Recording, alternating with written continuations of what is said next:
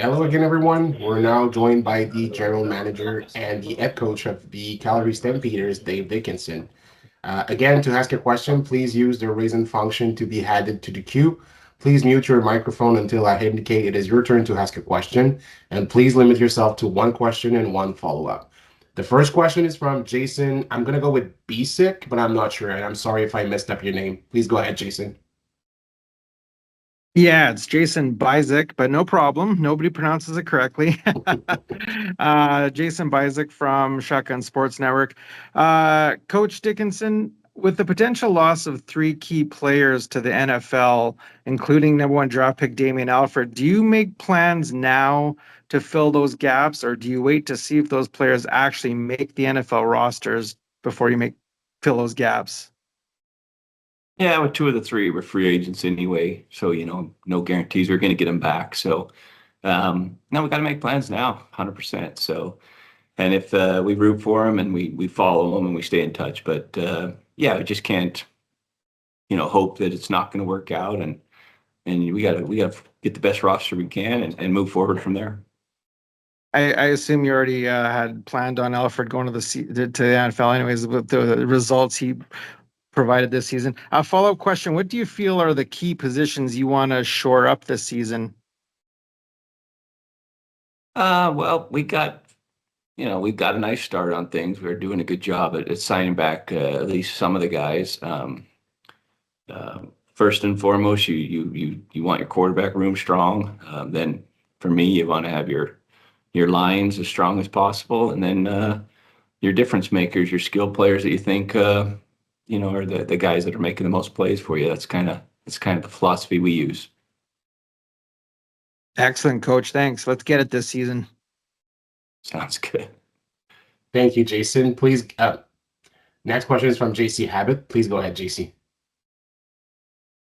Dave, just building off of that, when you look at replacing young players like Roberts, Hutchings, and Alford, are you looking to replace them with other young players through that development pipeline, or is this a situation where you may have to be a little bit more active in free agency, trying to shore up those holes in the short term?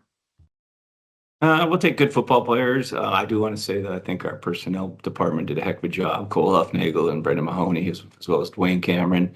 They're kind of my three guys that do the most, and we were able to find some good young talent. Hutch and Jacob actually came halfway through the year, partially through the season. And then Damien, I mean, even though we had the first overall pick, so we had our choice, and we knew it could go this way, but we just felt we had to try to take the best guy. And even though he got injured and wasn't able to maybe consistently do it week in, week out, I think he showed some nice flashes and did some good things for us. But we'll look to replace him with, we need to draft well. We need to bring in good young talent in our U.S. pipeline, but we're definitely looking in free agency as well. There are other guys on the defensive side of the ball that you will have a chance to bring back here. I wonder if you can provide an update on your talks with Clarence Hicks about potentially re-signing him. We've got probably about at least a good chunk of guys that we'd like to have back. But sometimes you got to see what the market is, and it takes two to tango as well. So definitely in contact with Clarence and his agent. Have a good relationship with Hicks, and I think our D-line coach, John Bowman, made him better. I think he fit our system, had success. So those are things that, we'd like to have him back. We hope he sees the value of coming back. Just to clarify there, are you saying you anticipate Hicks testing the market, seeing that before re-signing anything? We've definitely had a lot of conversations with him and his agent. So meaning that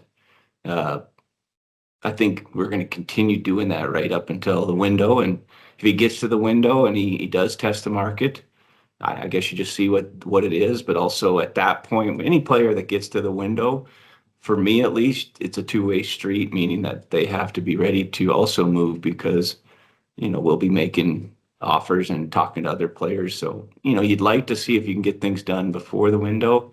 And then if they get to the window, I think you just kind of take it on an individual basis, see what happens. And then finally, Derek Moncrief. Is that somebody you anticipate coming back? I had a good conversation with Derek, I don't know, maybe 3-4 days ago. just more of a just kind of man-to-man coach to coach player, but he's a great person, good football player. I thought he did a nice job in our system, earned a raise. So yeah, we'll see what happens. Thanks, Dave. Thank you, JC. Next question is from John Hodge. Please go ahead, John. Thanks for doing this, Dave. Yep. CFLPA report cards. You guys had huge improvement this year, and it also coincided with huge improvement on the field for you guys. So I'm curious, first of all, how does it feel to have gotten that much more positive feedback? And do you think there's some maybe causation there with improvement off the field translating to improvement on the field? We do look internally. It doesn't hurt to get more information, so I'm not trying to discount that, but we were looking internally on where we needed to improve and how to give our guys a better experience. And also, we felt like we did have to upgrade our facility and all those type of things before a report card. One thing for me that's kind of a little bit hard is like, I'd like to know the questions, because if you do get a poor grade, you want to fix it and you want to try to, why did you think we got that type of grade? So those are some things, you certainly listen to your players, but you're already looking internally to improve and find areas to be better. And again, we're not going to rest on doing better. We want to be the best organization in the league. That's what we're trying to be. PJ Walker's got an offseason roster bonus. He also was battling an injury late last year. I'm curious if you could tell us kind of a health update and also maybe just your assessment of how he played in kind of his first full CFL season in 25. So I think he was actually taking a nice step forward. I mean, it was unfortunate when he got hurt. I think he'd had a couple, a start or two, and then had played in multiple games that are just not just like mop up duty. And I thought he was doing some good things, and I felt like the game was starting to be, slowing down for him, and he was able to make some of the throws and make some of the plays that we'd seen other leagues and other places. So it was unfortunate. It's a throwing shoulder, was surgically repaired. Those are dicey, but he's down in Charlotte. He says he's working hard, doing well. It's a challenge, to be honest, when your players aren't here, how much are they doing and what is the progress? But we'll stay on top of it. And, I've always really respected the way he is as a man, first off, family, but also he's a good player. So obviously it'd be nice if he could be healthy and get him back in the mix. Last one for me. Can you provide any clarity for fans as to what your tenure is with the Stamps? Like any extension as of late, any year through which you're tied to the team? Well, I've been here since '08, and it was interesting because obviously lost a big part of our club in John Huffnagel that was been here for the entire time that I was. And so you look back on things, but we don't really talk about contracts, John, as you know, but I'm excited to be back. And I think, we did have a lot of new things in place, the staff, and I thought the continuity of bringing back most of the guys should make us better this year. So we're excited for 2026. Thank you. Thank you, John. Next question is from Todd Saloff. Please go ahead, Todd. Hey, Coach. What does it mean to have Jarius Jackson come your way? And I know you guys have got a long history together. What does he bring to that position at the quarterbacks?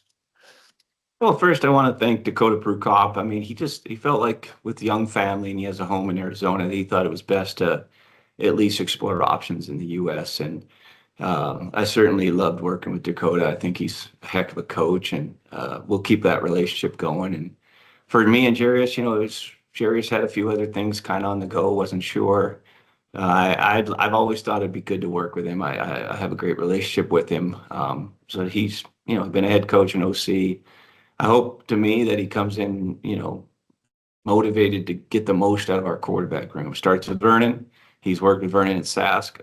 So I think there's a relationship there already, but let's see how good we can be. And I'm really hoping he can push that room to be the best in the CFL. What's your take on what you've done so far this season, this off season? I know it's kind of this to me is always kind of a state of the union thing for you to say, you know what, this is how we feel about where we're going and how we're going. How do you feel about that right now? We take care of what we can. I do think the continuity of the coaching staff was nice. I think we showed that that for our players, I think they enjoyed playing for us and working with us, and there was some good results. And now we hope to take those good results and improve on them so we can, our goal is, as the first goal is to try to get a home playoff game. So seems like it's forever, a long way down the road, but that would be something I think our team, if we can get going and get moving, that's what we're looking for. So player wise, I think we're doing a fair job, just like everybody, trying to get at least as many pieces as possible back that you like, and knowing that free agency is certainly it's a gamble. You don't even know if any of the players you might be targeting are going to be free agents. So that part is a little bit stressful, and certainly that makes our off season interesting. Thanks, Coach. Thank you. Thank you, Todd. Next question's from Justin Dunk. Please go ahead, Justin. Hey, Dave, you've been around this game a long time, obviously, quarterback and doing the great things you're doing now, turning Calgary around. The rule changes in 2027. Do you feel like that can actually increase the scoring to the amount the league is saying, about 60 touchdowns per year? Danny Machocha was on here saying he's done his own study and has some data that he wants to present at the meeting. So have you done that, or how do you feel about it? The biggest thing I looked at, I try to stay in the now, like the 2026. So like the biggest thing I've been looking at is the clock and the 35 seconds. And I'm glad we're going to talk about, what are we doing in the last 30 minutes? Are we doing anything, or are we going to make some adjustments there? What does it look like? I don't know. I mean, I'm glad we're talking about it. I feel like, when they talk about 60 touchdowns, where are they getting that from? I have no idea. I don't think you can actually predict that, to be honest. But at least I'm going to listen. I'm going to do more listening than talking, which is hard for me. But I'm definitely going to listen and see what they let them present and where these thoughts came from. And then I'm in the business of making this league better. I am. So I'm going to try to do my best to make it better. And we'll see how these things, how many stick and how many don't. Do you wish that the way that the league went about that process was different in terms of it actually going through rules committee, having it being talked about by the head coaches and general managers, and then having the governor sign off, instead of the reverse way that this has been mandated and put on you guys? Um, I like input, but I also think things need to get done. So, sometimes when you get too many chefs in the kitchen, it can get a little confusing, but I'm willing to make it better. Like I said, I think the hash marks was a huge win for our league when we moved them in. I thought you didn't know if it was going to be the right thing to do, but I think it's been huge. And the other thing is, make sure you don't change too much, because you'll never know which rule made the difference, which one did. So, change a little bit here and there, sure, but make sure you keep the game, which has made it a good game, a great game, and what we feel like is highly competitive each and every week. So certainly I don't want to change football. And there's some things on there about short yardage and taking away the sneaks and this and that. I mean, play football and then figure it out from there. Like, yeah, maybe the clock, maybe the goalpost, these type of things, but we want to make sure football's football. I was going to ask you one more thing. I just totally forgot. Oh yeah, in terms of losing those guys to the NFL, it seems like that's what Calgary had going on when you guys were consistently competing for Grey Cups. Like the NFL would take, it seemed like, one or two guys from you each year. So is that actually a positive sign for the team, that the talent's at that kind of a level? I mean, usually they're taking your young talent, and they don't necessarily want the 28-year-old, 27, 28-year-old guy. So it does hurt with that young talent. And a lot of our guys have stuck. Julian Good-Jones is still down there. And, we have some draft picks. I mean, amen. Ogbongbemiga is a guy that's 5-6 years in there. So as a coach, you're always like, man, I'd love to have these guys, but you root for them. Alex Singleton's our number one ambassador. He just does a great job representing the league and in Calgary and the success and the path you can take. So we're gonna be rooting for him, no doubt. Yeah, it's tough. I get it. But you got, it's part of the process, and you understand if you have guys that have success and they're young, and maybe some guys have height, weight, speed. Other guys have other things that the NFL is looking for, and let it play out. And you hopefully gave them a good experience and a foundation. If they do come back, they'll come back your way. And you sort of touched on John Hufnagel earlier, but can you sort of explain the process which led to him saying goodbye to the Stamps and then going to the Argos? Yeah, he should say it. I mean, he has too. So, but I'm not. I'm just going to say I have huge respect and admiration and appreciation. And um, he's a guy. Yeah, I miss him. Working with Huff to me has been excellent. He's had my back every step of the way. Big time mentor. You know, I do think of him and Wally Bono as my two mentors in the CFL. I mean, go ahead and try to find two better mentors than that. Thank you, Dave. Yeah. Thank you, Justin. Is there one last question for Dave before we let him go? Nope. Okay, Well, guys. Dave, thank you. Next Thank up, you. the general manager and the head coach of the Edmonton Elks, Ed Hervey and Mark Kilam.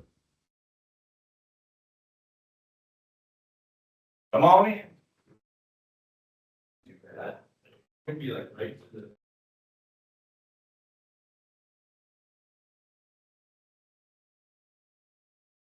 Thank you. Hello again, everyone. We're now joined by the general manager and by the head coach of the Edmonton Elks, Ed Hervey and Mark Kilam. Again, to ask a question, please use the raise hand function to be added to the queue. Please mute your microphone until I indicate it is your turn to ask a question. And please limit yourself to one question and one follow-up.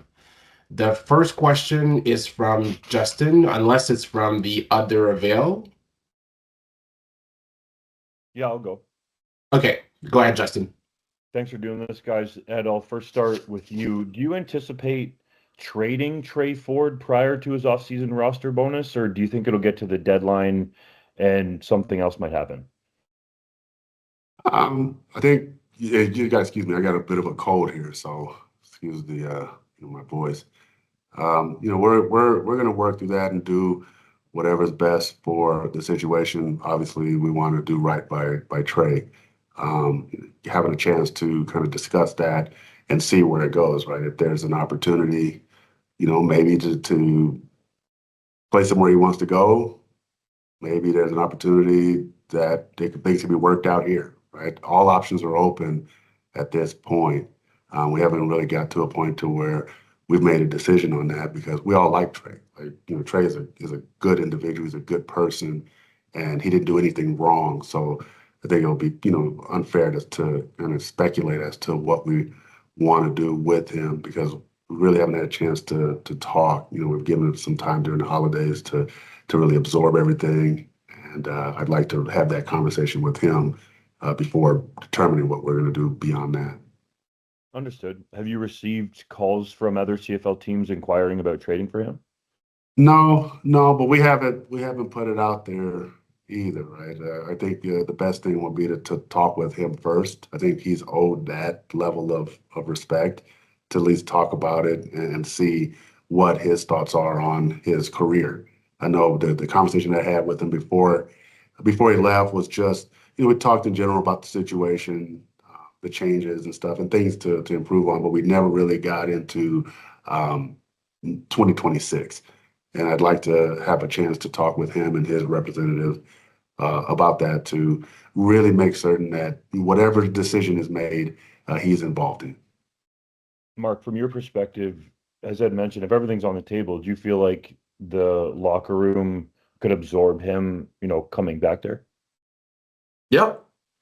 I mean, Ed just talked about it. He's a good human being. So the locker room responds to good people and wants good people around. Awesome. Thanks, guys. Thank you, Justin. Next question is from Scott, and I'm not going to risk the last name. Please go ahead, Scott. Good afternoon, Mark and Ed. Thank you for your time today. I do have two questions. The first one is for Mark. As we know, Mark, you've been head coach of the Elks for a full year now. So what worked well for you in 2025, and what are you looking to improve upon personally in 2026? I think we found our identity back half of the season. We figured out the team that we wanted to be and the type of work that we needed to do to do that. And so really for us, we felt like foundationally we put some pieces in place that we need to build off. And our major focus is having a great off season so that we can have a great training camp so that we can start faster in 2026. Awesome, thank you. And then second question is for Ed. As we know, Jake Ceresna is currently a pending free agent coming off some injury issues in 2025. So are you considering bringing Jake back for 2026? And if so, can you speak on any progress in regards to contract negotiations? Yeah, we've had a chance to talk to his agent. I know that his agent has expressed that he wanted a little bit of time to sort out some things during this offseason. Obviously, we'd love to have him back if things can work out. Free agency is a very tricky uh, environment, right? Because everyone tries to get to a point where they can maximize the most that they can as far as compensation is concerned. And I would imagine that if there's opportunities for his representatives to at least to find out what else is out there for him, that could play a part in how the talks go, right? I mean, we all understand that sometimes things can happen a lot sooner, and sometimes it takes time because people want to gather as much information as they can before making a decision. But I have no doubt that we'll be having conversations here in the next week or so to determine what we're doing and to discuss next steps. And I'm looking forward to having those conversations. This is usually the time when all that stuff kicks off because everyone's getting out of their holidays and dealing with all their other clients that are down in the States. So we're just ready to get talking and see where it goes. Awesome, thank you, Ed, Mark. Thank you. Next question is from Dave Campbell. Please go ahead, Dave. Hey, Mark. Hey, Ed. How you doing? Good. Good, Dave. Good. I'll start with you, Mark. And I think Scott asked you this already, but having established pieces already, like on the roster, where last year at this time it's before free agency, it was very brand new for you and Ed. But you haven't established your number one quarterback's established. There's a lot of pieces that are established on your football team, especially on your defense. Just how far ahead you feel heading into camp, and it's only January the 12th, so there's still more to come. Well, I think it's exciting, Dave. I mean, I just said to somebody out there's a lot less moving pieces in my life than there was a year ago. A year ago I was living in a hotel. We were just trying to put this whole thing together and get going. I'm been through it for a year. There's a ton of growth that happens when you go through something for a year, settled. So now I can focus on what we have to do to take the next step, what we have to do to have a great offseason, what we have to do to how we want to structure our meetings and our messaging through the offseason. So, I mean, from that perspective, it's an exciting situation to be in. When we talk about the rules that are coming in the next 2 years, I mean, in 26, we're going to see the 35-second clock, and there's been a lot of talk about those final 3 minutes. So I guess how much you're looking forward to hearing those conversations and like giving your input on those, and what is your thoughts on in maintaining the excitement of those final 3 minutes with a new clock? Yeah, I mean, that's why we're here. I mean, we have a responsibility as head coaches in the league to try to make the changes the best for the game. And, I'm looking forward to getting into that. That starts this afternoon. And, I'm sure I'll have a better answer after that. But, we came prepared to talk about it and to talk about the different situations and what it can look like. Ed, the trade of Niles Morgan to Ottawa for a couple draft picks. First of all, what does that say? And I remember you talking very glowingly near the end of the season about your young defense, especially your linebackers, but just kind of reinforces the faith and the confidence you have in those young linebackers and the draft capital that you gained from that trade.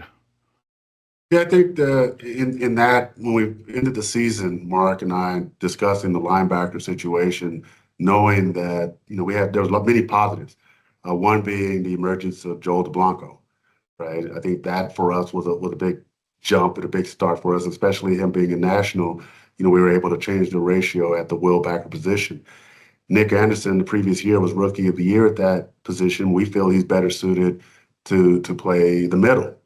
And then Brock Mogensen, who has come on and he's played well for us, and he can also play teams and do those things. He was a pleasant surprise. And then there was Niles. Niles has been a long-standing player in this league, also plays middle. So we figured, with those three guys playing the middle backer position, regardless of how it turned out, someone was going to be unhappy. And, we wanted to give Nick an opportunity. We believe that last year for Nick Anderson was, just a down year for him as far as injuries and stuff is concerned, but we expect a big year out of him. We want to have a chance to see him.